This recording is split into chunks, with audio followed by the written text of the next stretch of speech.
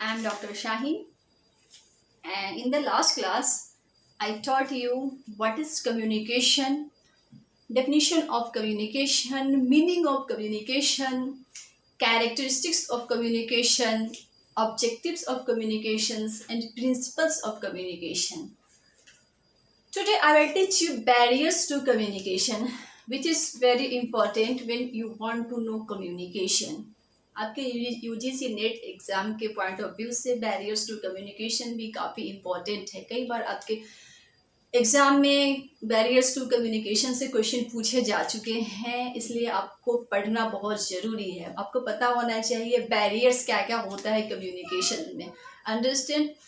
So today I will explain the barriers of communication in very simple language so that it would be very easy to understand for you all as students. Now, all the factors which create obstacles in the way of reaching message to the receiver are called barriers. Barriers क्या होता है? Barriers अगर हम simple भाषा में बात करें तो वो सब फैक्टर्स, वो सारे फैक्टर्स जो कि बाधा पहुंचाते हैं, ऑब्स्टिकल्स क्रिएट करते हैं रिसीवर तक मैसेज को पहुंचने में। अंडरस्टैंड? रिसीवर तक मैसेज को पहुंचने में जो बाधाएं पहुंचती है, जो सारे फैक्टर्स वो क्रिएट करते हैं, बाधा क्रिएट करते हैं मैसेज पहुंचने तक रिसीवर के लिए, वो बैरियर्स होता है। Understand? So there are 5 kinds of barriers to communication. The first is personal barriers. So what is personal barriers? Human beings are part of a large society where they differ from one another on the grounds of social, educational, occupational, geographical, and economic. There are some barriers which cause personal barriers like mental faculties, personal emotions, psychological problems, attitude, biases, our sense organs, and perceptual variations. मतलब जो personal barriers क्या होता है, जैसे हम human beings क्या है कि एक बड़ी सोसाइटी से बिलोंग करते हैं, हम सब क्या है एक दूसरे से social, educational, occupational, geographical, economic background पर क्या है एक दूसरे से हम लोग डिफर करते हैं। तो यहाँ पर कुछ ऐसे बैरियर होते हैं जो पर्सनल बैरियर्स क्रिएट करते हैं। अंडरस्टैंड? जस्ट लाइक आपका जो मेंटल फैकल्टीज है, पर्सनल इमोशंस है, जो साइकोलॉजिकल प्रॉब्लम्स है, ये और आवर सेंस ऑर्गन्स, ये सब हमारा पर्सनल बैरियर्स है जो कहीं ना कहीं आपको कम्युनिकेशन में ऑब्स्टिकल्स क्रिएट करता है। Understand? So that's why these are called personal barriers. The second type of barrier is semantic barriers. What is semantic barrier? Semantic is the science of meaning. Semantic is the science of meaning. A word may have 2 or more or various meanings.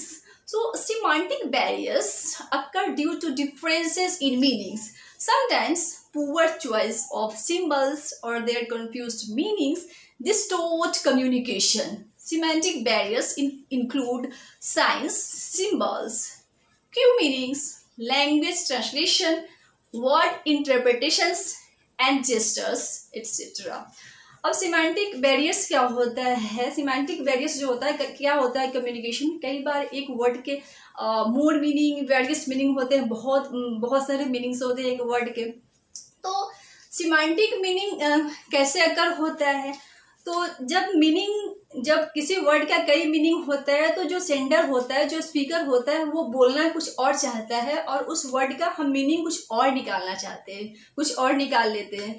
तो उस meaning को जो हम अलग निकालते हैं तो उस वजह से क्या होता है, इट डिस्टोर्ट्स योर कम्युनिकेशन। जो कम्युनिकेशन होना चाह रहे हैं हम टू द पॉइंट, वो नहीं हो पा रहा है। कम्युनिकेशन यहाँ पे डिस्टोर्शन हो रहा है because of the various meaning of those words. Understand?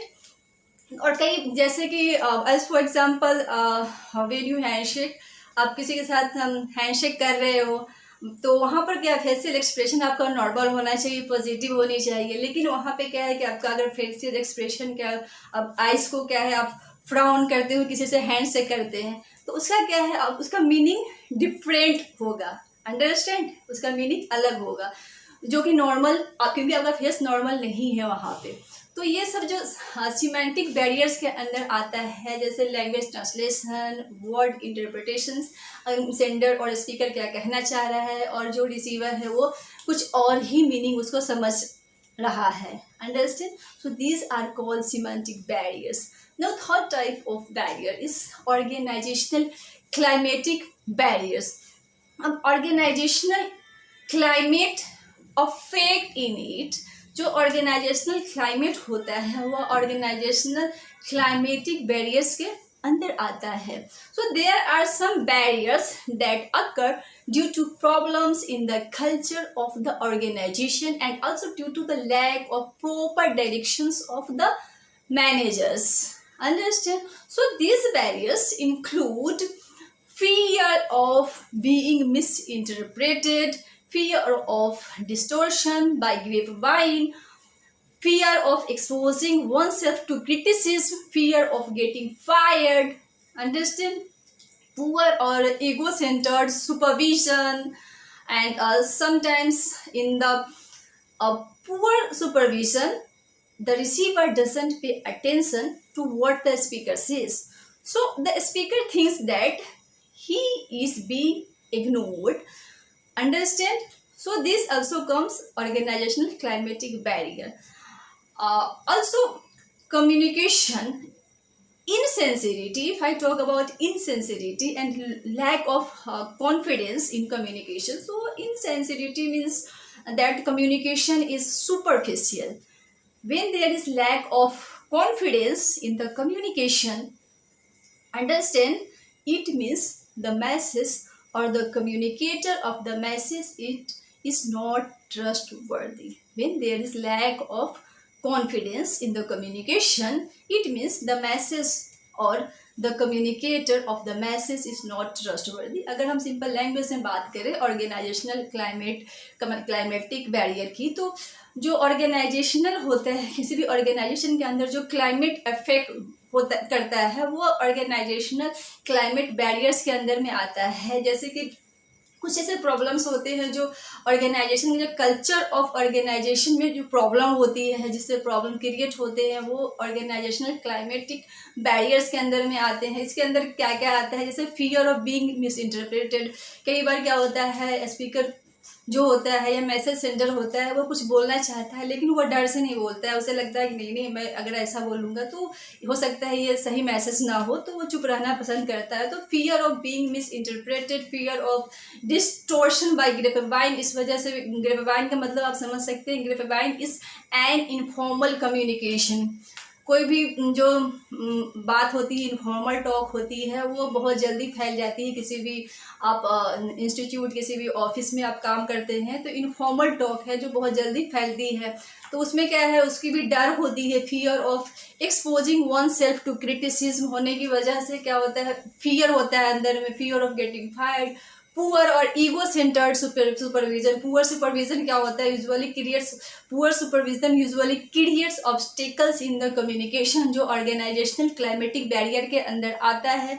फिर क्या है, insensitivity and lack of confidence. Insensitivity means that communication is superficial, and जब लैक ऑफ कॉन्फिडेंस है, कॉन्फिडेंस की कमी है कम्युनिकेशन में, तो उसका मतलब क्या है कि मैसेज या तो मैसेज और जो कम्युनिकेटर है वह जो मैसेज को दे रहा है is not trustworthy. So these are organisational climatic barriers, understand. Now the fourth type of barrier is environmental barrier. So what is environmental barrier? It is external barrier which occurs due to environmental disturbance. जैसे कि आपको board से लग रहा है environmental barriers, जो environmental related obstacles barriers होता है, जो हमारे communication को कहीं न कहीं affect करता है, obstacles create करता है communication में।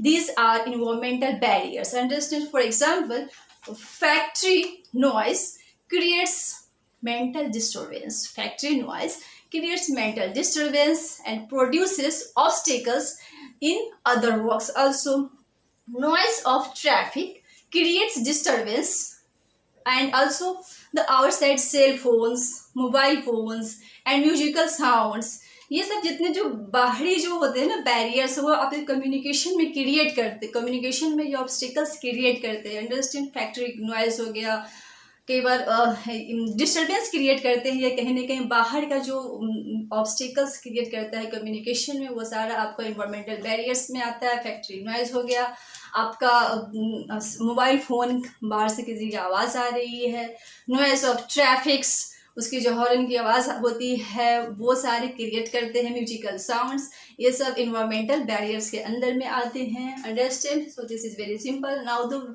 Fifth type of barrier is technical barriers. What is technical barriers? जैसा कि आपको वर्ड से लग रहा होगा technical.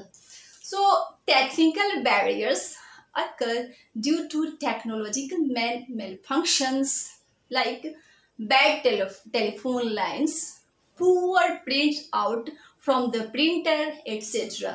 Cell phones get disordered while using them, mechanical failure and disturbance, space or geographical disturbances, physical obstructions, improper time of communication और wrong time of communication. ये जो टेक्निकल बैरियर्स होते हैं वो तब अकर होता है जब टेक्नोलॉजिकल मेल फंक्शन की वजह से, टेक्नोलॉजिकल खराबी की वजह से होता है। जैसे कि बैड टेलीफोन लाइंस, आप पुअर प्रिंट आउट, जब आप प्रिंट कर रहे हो कोई चीज़ आपको ज़रूरत है, उसी टाइम प्रिंटर खराब हो जाना, तो वो भी आपको कम्युनिकेशन में, आपके काम में आपको नुकसान पहुंचा रहे हैं।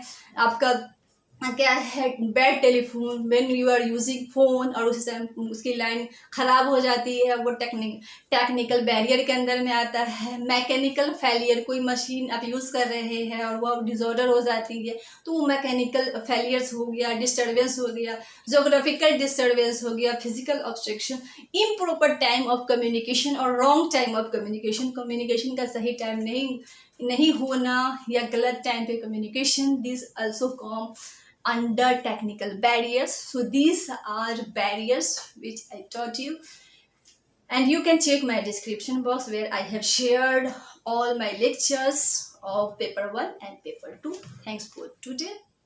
We meet in the next class.